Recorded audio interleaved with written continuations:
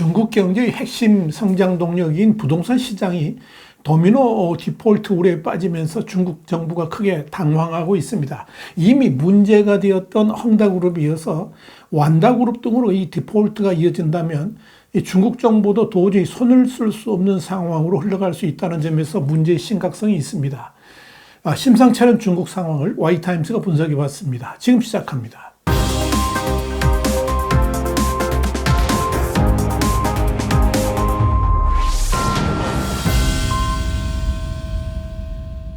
블룸버그는 현지 시간으로 18일 완다그룹의 핵심 계열사인 다롄완다 상업관리 집단이 오는 23일이 만기인 채권 4억 달러 가운데 최소 2억 달러가 부족한 상태라고 전날 채권단에 밝혔다 그러면서 이 완다는 대안을 검토 중이라고 했지만 23일까지 해결할 수 있을지는 미지수다 이렇게 밝혔습니다.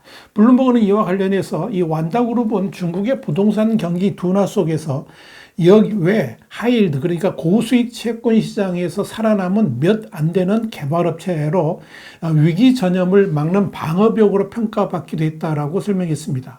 그랬던 완다그룹까지 디폴트 위기에 빠졌다는 것은 지금 중국의 이 부동산 위기가 얼마나 심각한지 보여줍니다. 디폴트 가능성이 제기된 완다그룹의 채권은 전날 23.4%, 이날 8%씩 급락했습니다. 신용평가사인 스탠더드 앤 푸어스는 이 다롄완다 상업관리 집단의 유동성 부족을 이유로 이 장기채 신용등급을 BB에서 B+로 하향 조정했습니다. 블룸버그는 향후 전개 전망이 밝지 않다라고 평가를 했습니다. 루크로울 애널리스틱스의 찰스 맥거리거는 완다가 7월 만기 채권을 상환하지 못하면 중국의 하이힐드 부동산 채권 시장의 또 다른 파멸원이 될 것이라 그러면서 투자자들이 이들 채권 보유를 꺼릴 것이다 이렇게 우려했습니다. 문제는 중국의 부동산 개발 업체들의 디폴트 위기가 일회성이 아니라는 점입니다.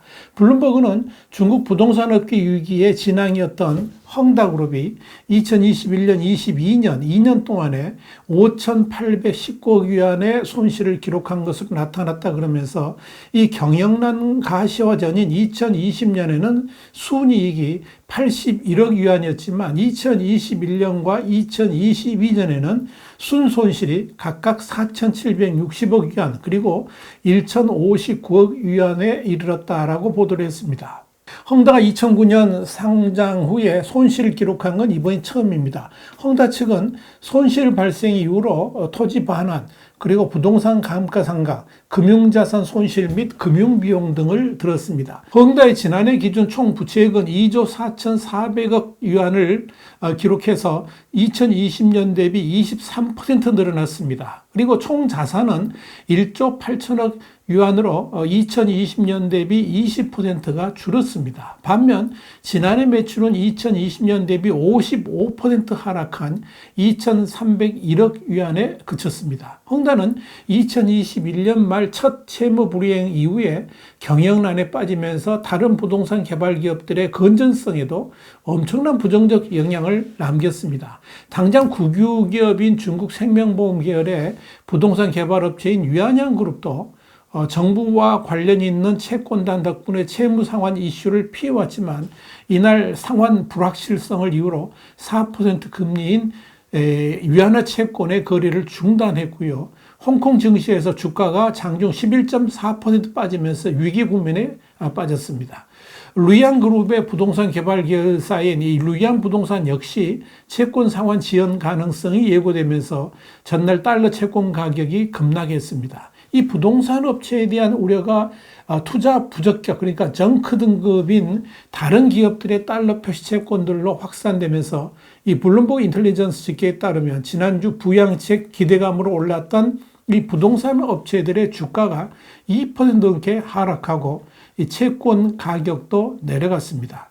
이와 관련해서 블룸버그는 완다그룹, 루이안 부동산, 유한양그룹 모두 2년 이상 중국 경제를 짓누른 부채 위기를 헤쳐나갈 수 있는 몇 안 되는 부동산 개발 기업으로 꼽히던 곳이다 그랬습니다. 그러면서 최근 채권 가격의 변동은 중국 부동산 부문이 더욱 광범위한 문제에 직면했다는 점을 강조하는 것이다. 이렇게 분석했습니다. 그러면서 이 완다그룹의 디폴트 여부에 따라서 다른 기업들도 영향을 받을 수 있어서 투자자들은 상황을 예의주시하고 있다고 말했습니다. 문제는 이런 중국 내 대형 부동산 개발 기업들의 연쇄 디폴트를 중국 당국이 과연 막을 수 있느냐 하는 점입니다. 사실 중국 부동산 기업들의 수익성은 이미 크게 악화가 됐습니다. 그런데 이렇게 상황이 극도로 악화된 이들 기업을 살리는 길은 오직 부동산 경기 활성화를 통해서 시장을 살리는 것 말고는 다른 방법이 없을 것입니다.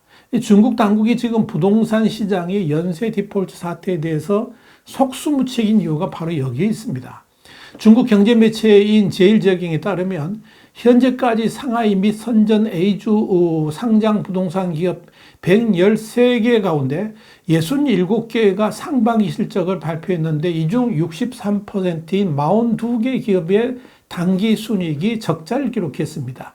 이들 42개 기업의 적자 규모는 총 257억 위안에 달하고 그중 8개 기업의 적자는 각각 10억 위안을 넘어섰습니다. 이런 상황이라면 빚을 갚을 수 없는 상황이 언제든 닥칠 수 있다는 걸 뜻합니다. 그런데 이 부동산 업계의 최악 상황은 이미 먹구름이 되어서 몰려있는 것 같이 보입니다. 이날 중국 국가통계국 발표에 따르면 올해 1분기에 상승했던 부동산 부문의 국내 총생산, 그러니까 GDP는 2분기에 전년 동기 대비 1.2% 하락했습니다. 또한 올해 상반기 부동산 투자 감소세도 심해졌고 6월 주택 가격이 떨어지고 판매량이 급감하는 등 부정적인 지표가 연이어 발표되고 있는 상황입니다.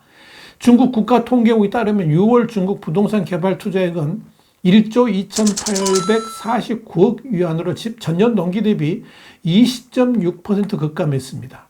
같은 기간 이 부동산 판매 면적도 28.1% 줄어서 침체가 가속화하고 있습니다. 엎친 데 덮친 격으로 중국 국가통계국은 17일 6월 말 기준 미분양 상업용 부동산 면적은 작년 동기 대비 17% 증가했고 이 가운데 미분양 신규 주택 면적은 18% 늘어난 것으로 집계됐다고 발표를 했습니다. 또한 올해 상반기 전체 부동산 신규 착공 면적은 4억 9,880만 제곱미터로 작년 동기 대비 24.3% 줄었습니다. 이 중 주택의 신규 착공 면적은 3억 6,340만 제곱미터로 24.9% 감소를 했습니다. 또 상반기 전체 상업용 부동산 판매 면적은 5억 9,515만 제곱미터로 작년 동기 대비 5.3% 줄었고요. 이 가운데 신규 주택 판매 면적은 2.8% 감소를 했습니다. 상반기 부동산 개발 총 투자액도 5조 8,550억 위안으로 작년 동기 대비 7.9% 줄었습니다. 부동산 개발 투자액의 76%를 차지하는 주택 개발 투자액이 전년 동기 대비 7.3% 감소한 4조 4,439억 위안에 그친 영향이 컸습니다. 어딜 봐도 긍정적 지표는 전혀 보이질 않습니다. 이러니 부동산 개발 기업들의 재정 상황이 나아질 리가 없겠죠. 그래서 자유아시아방송, 그러니까 RFA 중국어판은 이날 헝다그룹의 현실은 중국의 인프라 과잉을 있는 그대로 보여주는 것이라 그러면서 앞으로 제2, 제3의 헝다가 계속 나오게 될 것이다. 이렇게 예측을 했습니다. 사우스캐롤라이나 대학교의 AK 경영대학원의 시에티안 교수도 헝다그룹의 파산 문제는 중국 전체의 인프라 거품이 터지고 있음을 반영하는 것으로 이 중국의 기형적인 경제 발전의 실체를 보여준다 그러면서 거품이 끝났고 중국 공산당은 실제로 그것을 해결할 방법이 거의 없다라고 설명했습니다. RFA는 이어서 중국은 겉으로 보기에는 일본의 부동산 거품 붕괴처럼 보이지만 중국의 문제는 훨씬 더 심각하다 그러면서 중국은 경제 시스템 전체의 거품이 터져 나오는 것으로 일본보다 100배, 1000배 더 심각할 것으로 보인다라고 분석했습니다. 이런 상황을 중국 당국이 알면서 손을 대지 못하는 것은 사실 마땅한 방법이 없기 때문입니다. 부동산 문제 해결을 위해서 돈을 찍어내서 일시적으로 해결할 수도 있겠지만 그 경우에 엄청난 인플레이션을 겪게 될 것이기 때문에 감히 손을 쓸 엄두를 내지 못하고 있다는 것입니다. RFA는 그러면서 중국은 당장 터져나온 부동산 위기를 해결하기 위해서 이런저런 노력을 하겠지만 이미 중국 경제 전체가 골물대로 골마 있는 상황이라서 중국 당국이 개입하면 할수록 그동안 숨겨도 없던 거품들이 함께 터져 나올 것이고, 이런 여파는 기업들의 줄도산으로 이어지면서 엄청난 위기에 봉착하게 될 것이다, 이렇게 전망을 했습니다. 우리 신문은 이미 여러 차례 중국 부동산 시장 현황에 대해서 분석한 바 있습니다. 지난 4일에도 중국 부동산 시장 예상보다 훨씬 더 심각이라는 제목의 정세 분석, 유튜브로는 2167회를 통해서 중국 경제 부활의 키를 쥐고 있는 부동산 시장 상황이 이렇게 심각하다면 이는 당장 경기 진작을 위한 대규모 부양책도 무용지물이 될 수 있다는 점에서 경각심을 불러일으키고 있다, 이렇게 지적을 했었습니다. 월스트리트 저널도 지난 6월 30일 중국 부동산 시장은 공급이 늘어나면서 수요가 감소하고 있는 것으로 보이며 이런 현상은 이미 취약한 경제에 새로운 위험이 제기되고 있다 그러면서 이 중국 부동산 시장이 새로운 국면에 접어들었다라고 보도를 한 바 있습니다. 이런 지적들 같이 지금의 중국 부동산은 한마디로 최대 위기 상황으로 빠져들고 있습니다. 그러나 중국 당국은 속수무책입니다. 그러는 사이에 상황은 더욱더 악화되고 있습니다. 그렇다고 해법이 없는 건 아닙니다. 중국 공산당이 부동산에서 돈을 벌려는 욕심을 버리면 됩니다. 시장의 자유에 맡기면 시장 스스로 해결책을 찾아 나가게 될 겁니다. 그러나 그동안 중국 공산당의 돈줄 역할을 해왔던 부동산을 시진핑이 결코 포기할 리가 없습니다. 그렇기 때문에 해결책이 없다라고 말하는 것입니다. 화이트타임 정세 분석이었습니다. 감사합니다.